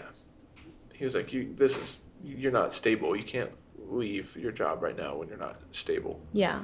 So they asked you to stay, and again, another amazing church. Incredible. They continued to pay me until I gave birth. Mm-hmm. So for like 4 months or so, which was incredible. They didn't have to do that because I literally Your last left. paycheck was May 1st, so they paid you Okay, through. after. Yeah, amazing. So, so I left. Like when I walked out of that building was pretty much my last day. I'm Crazy. pretty sure. And then we started to figure out how to rebuild again. Yeah. I did some work. I mean, for almost the entire, well, I don't know. I don't want to sound like I'm bragging or overexert myself, or pat myself on the back, but I did a lot of work that I should have done during Pure Desire. I took the faster scale more seriously. I started doing nightly journaling. I think that's what I asked you to do. Yeah. Like when you called me when I was in Florida, I was like what's going to be different this time? Yeah, what are you doing? Like how is this going to be any different? And so you were like, I think we came up with a plan, which was you're going to do the faster scale, which we didn't talk about that. Point. Yeah, it's really good tool. It's a tool that you learn in Pure Desire. So you're going to do the faster scale every single night, and you were going to journal every single night, and you're going to have daily encounters every day, and you were going to document like things from your daily encounter. And so it was like this whole plan, and you did it. You did it. There was like... I slacked off a handful of times. Yeah, I was going to say there's like a few times where you wouldn't, and I had access to look, and so I think in the beginning I would check like every day. Did he do it? Did he do it? I called it my daily reflection time, and I had a series of questions I asked myself, and a series of, I went through the scale and checked in with my emotions and what feelings I was feeling that day, and to gauge where I was at. And I had a series of questions, and I had prayers that I prayed every night, and I had a handful of guys that I reached out to, Pastor Clay, Pastor Chris, my buddy from Pure Desire, and started to reconnect with accountability. Well, so which was hard at times though. So like that was one of the things we said you would do differently this time around, would be that you would be consistent in talking to people. But it was hard because you weren't in charge of everyone else's schedule. Yeah. And so, so that one I became like a little bit more like lenient and lax with, and I was like, that's fine. I didn't love it because in my head, promised I was going to have an accountability call. Well, yeah, but in my head, I was like, well, if that's what kept him from relapsing during Pure Desires, maybe that's what's missing. So anyways, and it did help for a season, and I was able to keep that up for a couple months. No, I think you did it. I feel like it was way longer than a couple months. I feel like it was really, I was going to say a year, but maybe it was 6 months. I'm very bad with time. So that was 2 years ago, which is crazy. Yeah, that is crazy. So now, so we did all that. We quit. We started working. You started doing freelance. No, you were there at the church for a while. I was there till July. You were there till July 2022. So that was like almost a year ago. Yeah. And then that's also when God called me to homeschool, which thought I would never do. So in April, we had a third baby. In July, I quit my job. In August, you started homeschooling. Yeah. And so now I'm working at home. You're at home. Kids are all at home. Yeah. Our life changed a lot. Our life looks 2022. completely different. And then I for sure struggle with postpartum depression again with Hezekiah. Yeah. And to the point where I was pretty suicidal. I don't know if you remember that.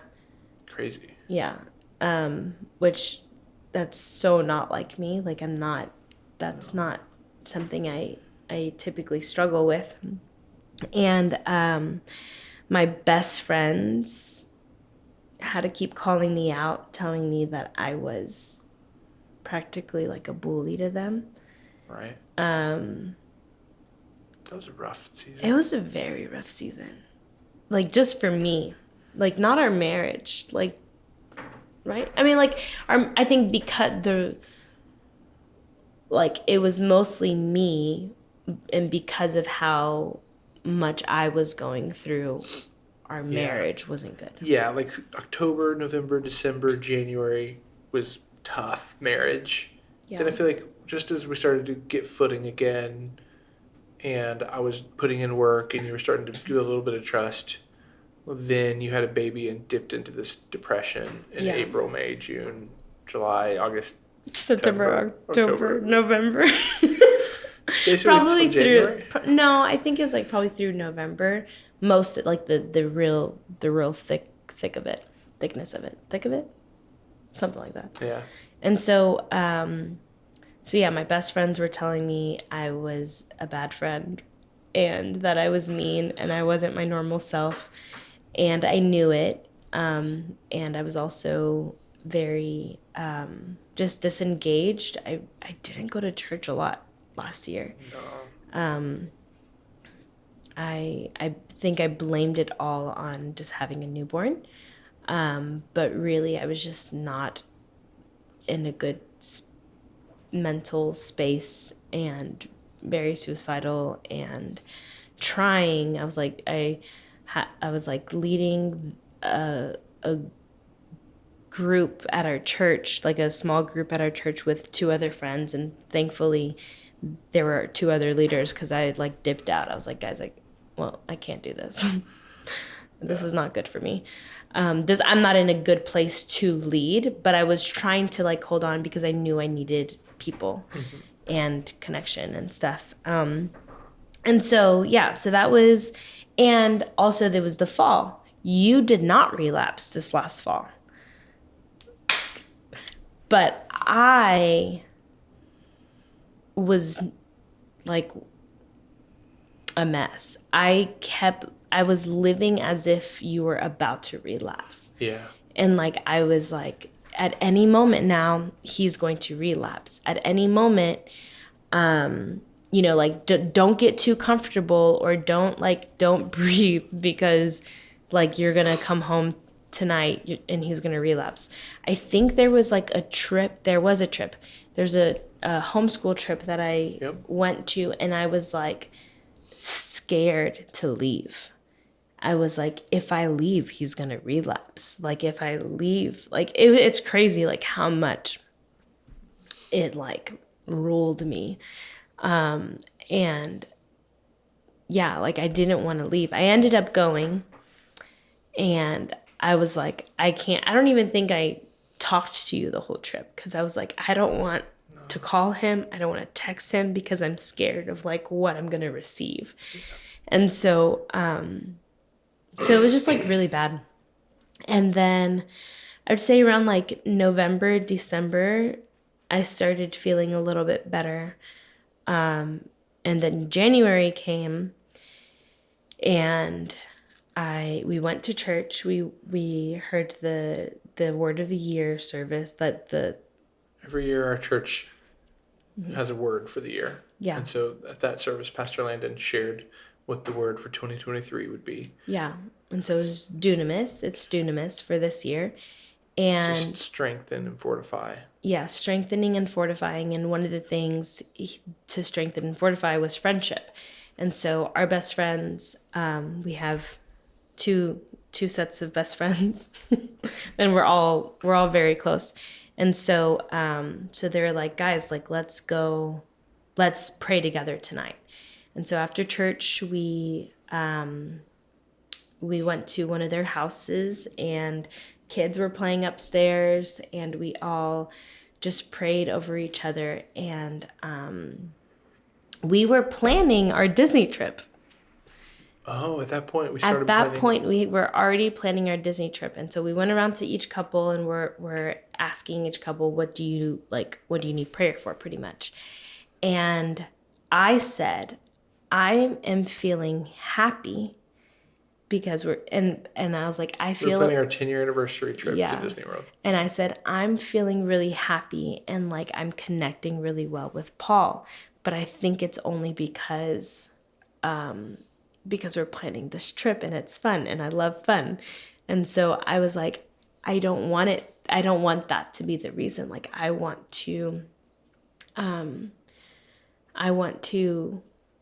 this to be real. Like I want this feeling to last and for it to be real. And so they prayed over us, and I don't remember who it was, but somebody prayed. They're like, Maritza, like God wants you to know that Paul is safe. It was James. Okay, James Downer, love you. You're the best, James. And so he prayed that, and I don't think I noticed it I think I cried a bunch for sure. And the prayer moment was awesome. God was in the room. It was really, really good. And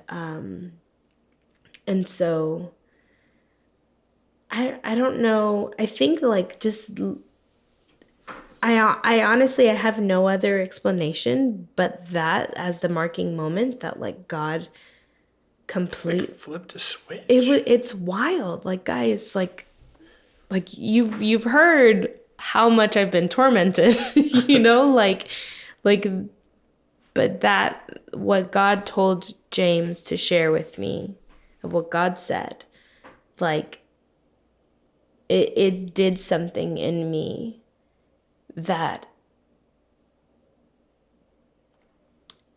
I still can't even like put words to it. Like it just did something in me that just made me feel like everything's gonna be okay, and like that we're gonna be good, and we're gonna be like, you're okay, like you're good. And like since then we've had moments of like arguments here and there, but nothing like it was before.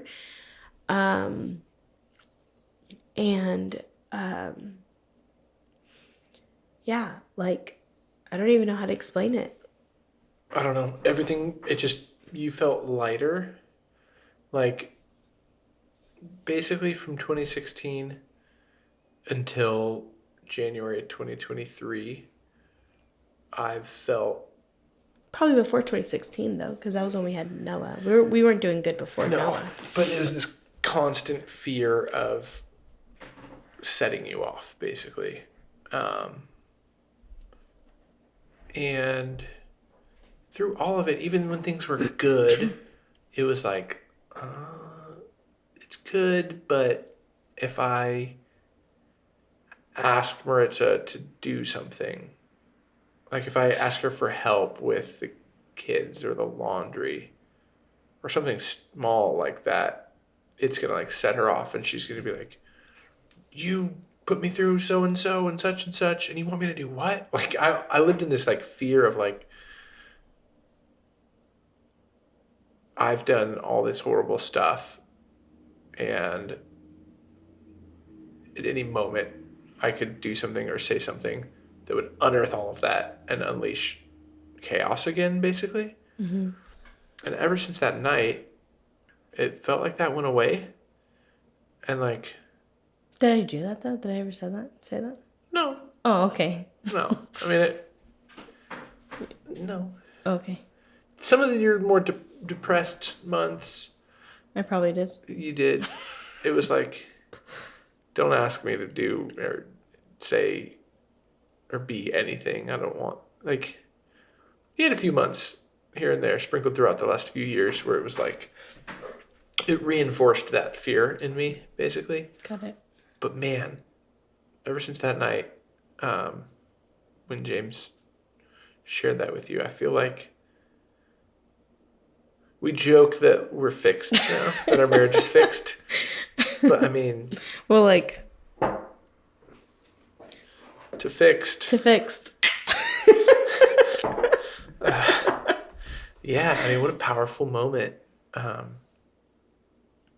Like, I don't really understand what broke off of you, but something did. Something did. And I'm very thankful that we serve a God who can do that. Yeah. God is good. God is good. And literally all glory to him. And like I wish we could, I mean, like, we're doing this podcast and I wish we could say, hey, this is the magic formula of like how we got good. Or something, but I guess it just goes back to being steadfast, like Trusting God. Yeah. trusting God and like even back with the car and with Elena, like, she challenged me and asked me, like, well, do you believe that God can heal your marriage? And I had, not that I had to say yes, but like, that is what I believe. And through all of this, every time you would relapse or you would whatever, I think I remember saying, like, praying all the time, like God, I don't trust Paul, but I trust you. Like, and like, I know that he could heal our marriage in a moment. Did I think it would be through words spoken to me? No. Like, I thought it was going to be, I don't know. And he did heal you too, but like you had already gone through so much healing and work and everything. And for our story, at least, the last piece was just me and my heart posture, I guess, or something. But I don't know what God did, but he did something and it worked. And all I can say is just that, like, we had to, at least me, I had to hold on to believing in God, and that, like, God designed marriage and it's his plan. Like, he designed it. He wants it to be good. He wants it to be whole. And it's the enemy who wants to destroy marriages. Yeah. And so if God designed it and wants it to be whole, why would he not heal it? Like, why would he just let it, fade away? Or like, why would he let the enemy win? Like, he wouldn't do that. And so I had to believe, like, at some point in our marriage, God's gonna heal it. Hopefully it's today. It was a little longer than I wanted, but stretched out a little bit longer than we all would have liked. But here we are today, being able to talk about a lot of stuff, and we'll go more in depth about different parts of our story too, as we have topics lined up and stuff. That's the plan, is to, like, we have a list of topics that we're gonna, like, really hone in on and spend time unpacking different things from our journey and stuff like that. So we'll talk about those topics, but for now we'll just end with saying God is good and he's the reason why we're here and why we are. It feels so silly because it's like, how many months ago? Like 5? 5 months ago. Like, we've been married for 10 years, and for 10 years it's been awful. But for the last 5 months, it sounds so awesome. It just sounds so ridiculous because it's like, who are we to be doing this? We clearly don't have it all figured out, but that's who God is. God loves using people who don't have it figured out. Yeah. God loves marriage. God wants marriage to succeed. Marriage is God's picture on earth of his relationship to the church. Yeah. Marriage is a symbol of how God loves the church, and he wants it to succeed, and he will heal your marriage. Yes. We have a part to play, and it's being honest. The Bible says if we, is it James? Where he says, if we walk in the light as he's in the light, he's faithful and just to cleanse us from all unrighteousness. And so, our part is to walk in the light, to be honest, to be truthful, to draw close to him, and he will draw close to us, to pursue him with everything that we have, and to turn towards each other. That was a big lesson we learned in counseling, was to turn towards each other and walk towards each other in a fight instead of trying to run away from each other in a fight. Or defend your space. Yeah. And we believe in marriage, and we believe in God's power to heal and restore. And we've seen restoration in our own life, even through holding back and not giving all the truth right away. God pulled it out, and God made a way even when I was stubborn. And I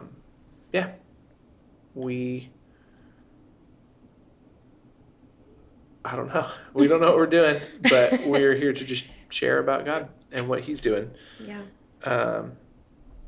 So yeah, that's where we are today.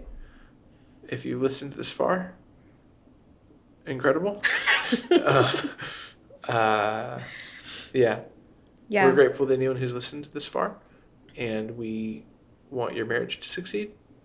We want you to find freedom if you're struggling, and we want you to know that there isn't the other side. You can get to the other side. Yeah. And it's worth it to get to the other side. Don't give up. Ask for help. I don't know. DM us. DM us. We'll pray with you. We would love to pray with you and support you, help you give. I'm not promising we can do counseling with.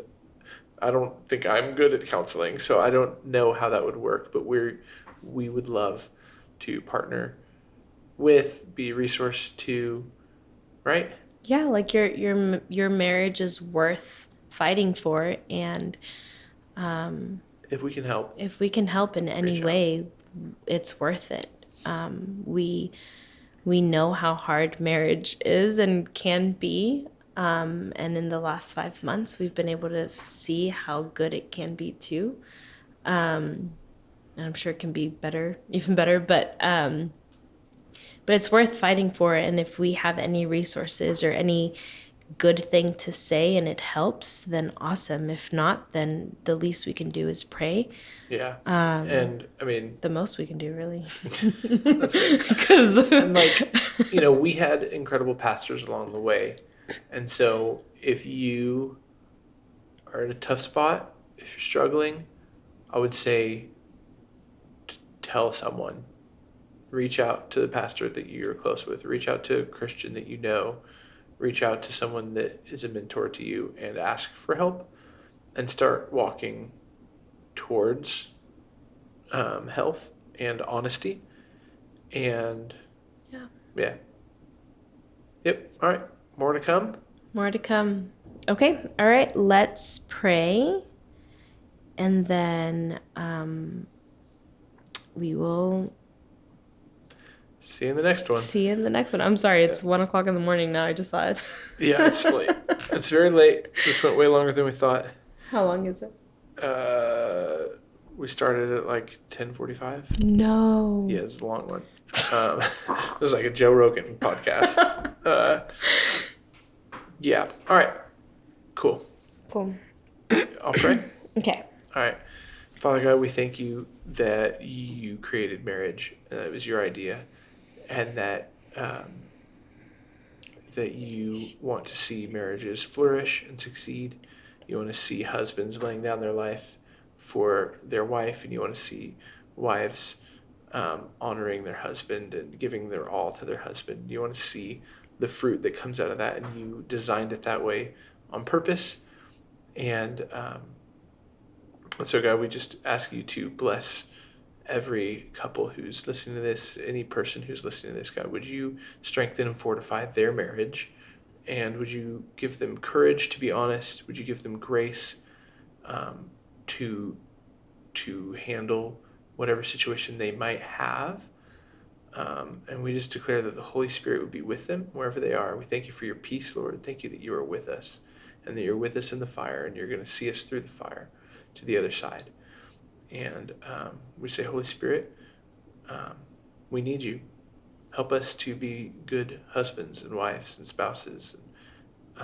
We need your help. We love you, Lord. Yeah. Amen. Amen.